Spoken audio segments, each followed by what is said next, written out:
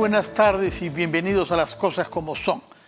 Antes de darle la palabra a nuestro primer invitado, que es el expresidente del Tribunal Constitucional, Óscar Urbiola, queremos difundir un pronunciamiento llevado a cabo hace pocas horas por la presidenta del Poder Judicial, Elvia Barrios, rodeada de los jueces supremos. Vamos a escucharla primero. Ciudadanos y ciudadanas, la Sala Plena de la Corte Suprema, órgano máximo de deliberación, ha emitido un pronunciamiento con relación a los últimos acontecimientos que suceden en nuestro país. Ante la inminente visita de la OEA, hacemos presente nuestra posición institucional de independencia judicial y rechazamos cualquier acto de intimidación, presión que se viene realizando por parte de un funcionario del Ministerio Público.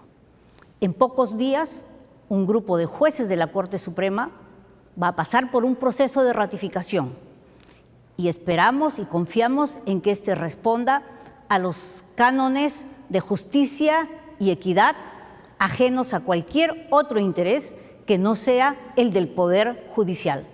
Ratificamos nuestro compromiso de lucha contra la corrupción y un trabajo independiente e imparcial. Muchísimas gracias. Bueno, teníamos una actualidad judicial cargada, pues se ha cargado mucho más aún esta tarde, primero con este pronunciamiento, que como vemos se dirige explícitamente a un funcionario del Ministerio Público, probablemente el fiscal superior Rafael Vela, que en unas declaraciones recientes ha dicho que el juez San Martín debería inhibirse respecto de los casos que tienen que ver con el lavado de activos, que son los casos que Vela ve, puesto que es lo que venía haciendo hasta ahora y de pronto cambió de actitud y ya no se inhibe, y por aparecer su nombre citado en las agendas de Nadine Heredia y por tener a través de un abogado de su entorno relaciones con algún caso que tiene que ver con empresas vinculadas a Odebrecht. Lo que ha dicho el fiscal Vela es efectivamente grave, pero no sabemos si es intimidación. Es una tesis que venía sosteniendo desde hace algún tiempo el fiscal Vela. Y por otra parte, esta misma tarde hemos tomado conocimiento de un comunicado del Tribunal Constitucional dando cuenta de que no es procedente el pedido de ampliación de la demanda competencial entre el Congreso y el Poder Judicial, a propósito de la elección del defensor del pueblo, y como la ampliación no es procedente, tampoco lo es una solicitud que se incluyó en este añadido respecto de la interpretación del artículo 117 de nuestra Constitución, que es el que define las causas por las que el jefe de Estado puede ser acusado, y entre ellas no figura el caso de corrupción. Para entender toda esta situación jurídico y judicial hemos invitado naturalmente al señor Óscar Urbiola, que tiene la experiencia de jurista, pero también de haber sido juez constitucional y presidente del máximo intérprete de nuestra Constitución. Una palabra sobre lo que ha escuchado de Elvia Barrios, señor Urbiola. Fernando, muy buenas tardes.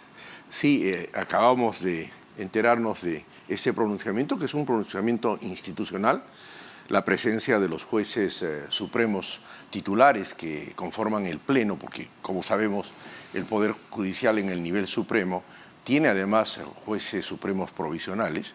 Los que están presentes en este pronunciamiento son los titulares que conforman la Sala Plena del Poder Judicial a nivel de la Corte Suprema.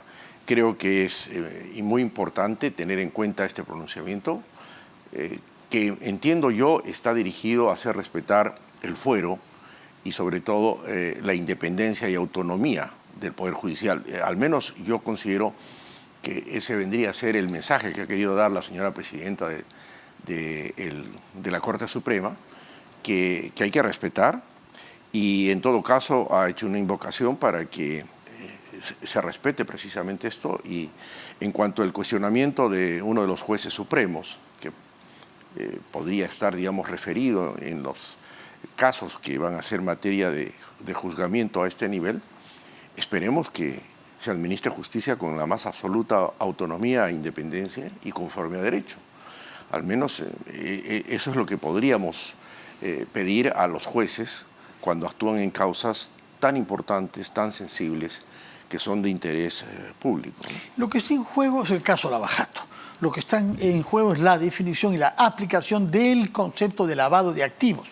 Esa es la fiscalía de la que se ocupa Rafael Vela, que es el que ha hecho estas declaraciones. Probablemente el funcionario del Ministerio Público que quiere intimidar al Poder Judicial, que ha dicho Elba Barrios. Eso es lo que llama la atención, que además de las afirmaciones de principio haya sostenido que hay una voluntad de intimidar al Poder Judicial. Bueno, yo creo que entre las instituciones que forman parte del sistema democrático existe en primer lugar, debe existir en primer lugar el deber de respeto, ¿no? y mutua, digamos, colaboración. Si bien es cierto que el Poder Judicial y lo mismo el Ministerio Público son organismos constitucionales autónomos, eso no quiere decir que son autárquicos. Tienen una interrelación forzosa, necesaria para el cumplimiento de los objetivos democráticos, que son comunes a todas las instituciones de la República. De tal manera que yo espero de que esta situación, que podría considerarse como una especie de incidente entre quizás un funcionario, no sabemos si es un pronunciamiento de todo el Ministerio Público. No, es una entrevista. Es una entrevista, por supuesto. Si se trata de eso, porque ella habla muy vagamente de un funcionario del Ministerio Público. Así es. Pero para que reaccione de esta manera, con un pronunciamiento a la nación, rodeada de los 16 jueces supremos, no es tan usual, ¿no? Más bien es una cosa extraña. Podría quizás ser desproporcionado, a reacción desproporcionada ante, digamos, la opinión de un fiscal, que obviamente los fiscales no administran justicia, son colaboradores de la justicia en la etapa de la investigación, tanto preliminar como preparatoria, y formulan la acusación. En los procesos penales, los fiscales son una de las partes. El proceso penal es actualmente vigente con el nuevo Código Procesal Penal, es un proceso adversarial, donde el fiscal es una parte y la otra parte es el inculpado. Y el juez es el árbitro entre esas dos partes. Por eso se llama proceso adversarial, ¿no? No es el proceso antiguo que teníamos con el Código Procesal anterior, que era un proceso inquisitorio donde el juez también actuaba pruebas y participaba en la investigación. En el concepto actual del proceso penal, el Ministerio Público actúa como una parte, ¿no? y tiene el deber de, ante una imputación, de presentar las pruebas correspondientes. Es prácticamente una parte. Así como en el proceso civil hay un demandante y un demandado, en el proceso penal actual hay un investigador que luego de llegar a la convicción acusa. Sí. Es una parte. Y el acusado tiene el deber de contrarrestar esto en un juicio imparcial ante un juez. Entonces, lo que ha ocurrido y lo que estamos viendo ahora no está, digamos, lejos del modelo adversarial que tenemos. A través de la jerarquía. Ahora, exactamente. Lo que está en juego es muchos de los casos de Lavajato, porque claro, si no hay lavado de activos, como algunos jueces supremos piensan, y parece que el señor San Martín estaría inclinado en esta posición, pues se caen varios casos de varios presidentes. Claro, claro, sí. Bueno, ahí yo creo que tenemos que confiar en la justicia y mostrar ante la comisión que nos va a visitar, creo que este es un momento muy importante, que en el Perú existe, con todos los defectos que pueda tener, y tiene de hecho el sistema democrático, pero que está funcionando. De acuerdo, de acuerdo. Ahora, otra fricción o otra, digamos, decisión, por hablar de una manera más neutra, que hemos tomado conocimiento hoy, es la del TC, que anuncia que no es procedente la demanda de añadir a la demanda competencial un pedido complementario que incluía, pues, algunos dicen que no es consulta, pero se parece mucho, un pedido para que el TC defina cómo debe interpretarse el artículo 117, de lo que depende que el presidente de la República pueda ser acusado o no. Bueno, en primer lugar hay que dejar establecido, Fernando, que el Tribunal Constitucional no es un tribunal de consulta, no es un consejo constitucional como existe en otros países donde al Consejo Constitucional se le pide opinión en una especie de control previo antes de que se den las leyes. El Tribunal Constitucional peruano es un órgano de resolución en los procedimientos que la Constitución le ha concedido conocer en última y definitiva instancia. Y los dos procesos orgánicos más importantes que tiene el Tribunal Constitucional, aparte de los procesos de la libertad, que es el amparo, el habeas corpus, el habeas data y la acción de cumplimiento, son el proceso de inconstitucionalidad y el proceso competencial. El proceso competencial está establecido para dirimir los conflictos que se puedan producir entre dos poderes del Estado, ya sea en el nivel vertical entre el gobierno central, los gobiernos regionales y entre estos y los gobiernos locales, o en el plano horizontal entre dos gobiernos regionales o dos gobiernos municipales, o también entre el gobierno central y otros poderes del Estado del mismo nivel, digamos el Ejecutivo y el Legislativo, que es una situación más o menos similar a la que se presenta ahora, pero respecto al Poder Legislativo y al Poder Judicial. ¿Y cómo se presenta el conflicto de competencia que está siendo cuestionado justamente en esta demanda competencial? Cuando el Poder Judicial admite una demanda de amparo para, a solicitud del amparista... Y sindicatos de trabajadores de la Defensoría del Pueblo. Exactamente, impedir que el Congreso de la República pueda cumplir una función que la Constitución le reconoce, como es la elección del Defensor del Pueblo. Pero anteriormente se produjo también respecto a los magistrados del Tribunal Constitucional. Sí. Y por otro lado, con sentencia y además medida cautelar, un juez ha inaplicado la ley que ha aprobado el Congreso de la República respecto a la SUNEDU, recordarás. Sí, hay otros casos, que va hasta el de Alan García, ¿no? Y la megacomisión. Respecto al tema que nos ocupa hoy día y que ha dado lugar a esta resolución que ha declarado inadmisible la ampliación de esa demanda competencial.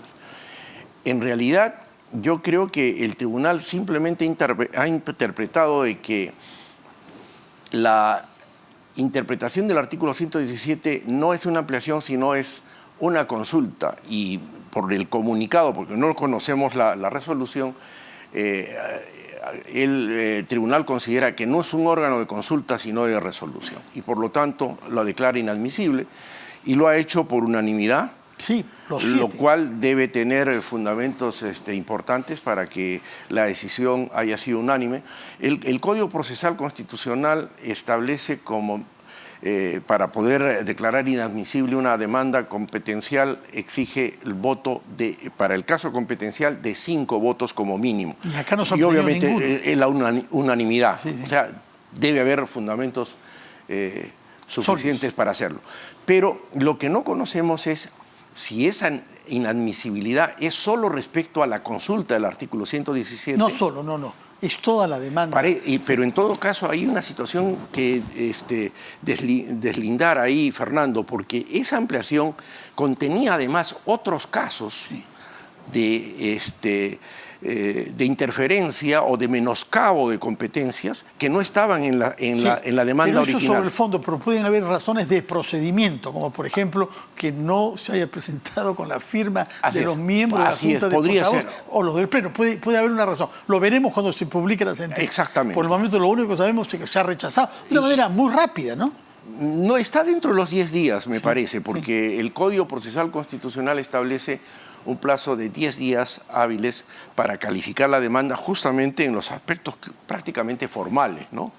De tal manera que vamos a tener que ver la resolución, pero yo creo que esta demanda competencial se ha iniciado por la denuncia que formuló la fiscal de la Nación respecto a los delitos del presidente de la República y que motivó un amparo, ¿no? Para que el Congreso de la República no ejecute o ejercite una función de fiscalización, lo cual es inadmisible. No se puede pensar que yo puedo plantear un amparo para que la Corte Suprema no emita una resolución, claro, o que el Tribunal Constitucional no vea una inconstitucionalidad.